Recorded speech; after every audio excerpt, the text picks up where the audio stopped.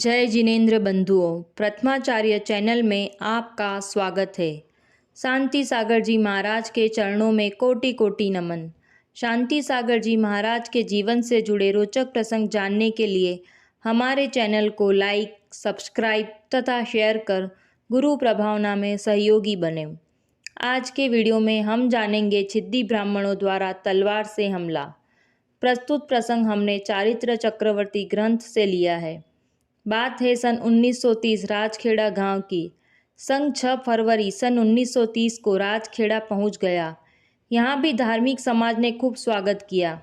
जिन मंदिर के पास के ही भवन में आचार्य महाराज अपने 7 शिष्यों के साथ ठहरे थे, उसके सामने के चबूतरे पर सब त्यागी लोग ध्यान अध्ययन सामायिक करते थे। एक सभा मंडप पास में बनाया गया था, जहाँ 3 दिन तक धर्म प्रभावना हुई। कहीं कोई विघ्न का लेश न था। उस समय आचार्य महाराज के अंतर्मन ने विहार करने की प्रेरणा की, लेकिन आगत अनेक पंडितों आदि के आग्रह का विचार कर उन्होंने विहार नहीं किया। चौथा दिन भी बहुत अच्छे से व्यतीत हो गया। 5वां दिन आया।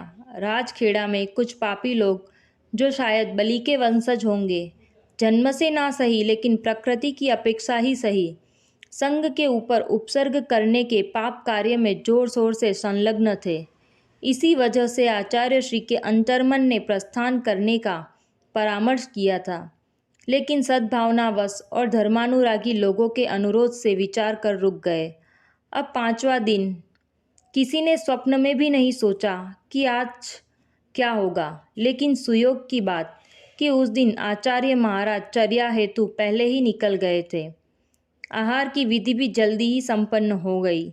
सब त्यागी लोग चबूतरे पर सामायिक करने का विचार कर रहे थे, लेकिन आचार्य श्री ने आकाश पर दृष्टि डाली और उन्हें कुछ मेघ दिखाई दिए। वास्तव में वे जल के मेघ नहीं, विपत्ति की घटा के सूचक बादल थे। उनको देखकर आचार्य श्री ने कहा, आज सामायिक भीतर बैठकर करो। गुरुदेव के आदेश का सबने पालन किया। सब मुनिराज आत्मा के ध्यान में मग्न हो गए। सभी जीवों के प्रति हमारे मन में समता का भाव है, यह उन्होंने अपने मन में पूर्णतः चिंतन किया और तत्व चिंतन भी प्रारंभ किया।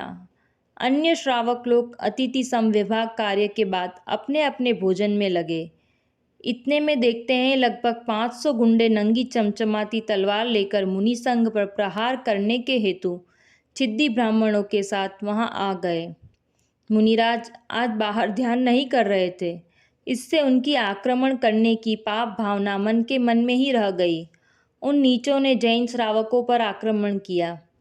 श्रावकों ने यथायोग्य साधनों से मुकाबला किया, उन आक्रमणकारियों को दूर भगाया था, लेकिन उनके पास शस्त्र होने की वजह से वो वापस से आक्रमण करने आ जाते थे, ताकि जैन मुनिराज के साथ प्राणों की होली खेल सके।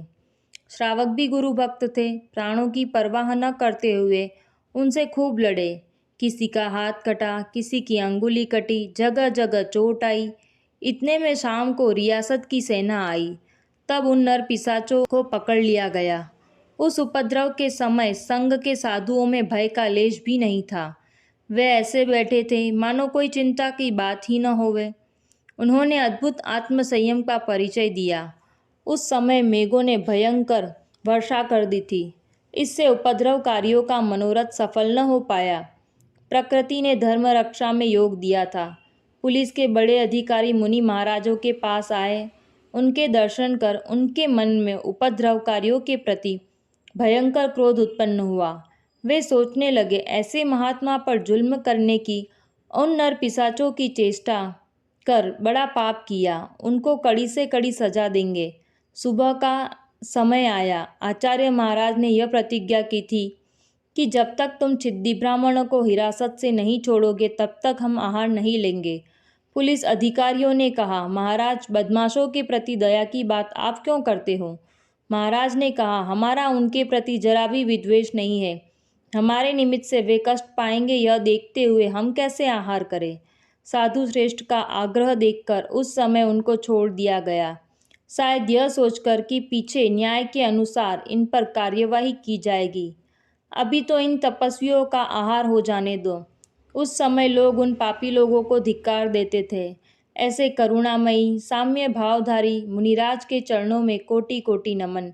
ऐसे ही रोचक प्रसंग जानने के लिए हमारे चैनल से जुड़े रहिए। जय जिनेंद्र।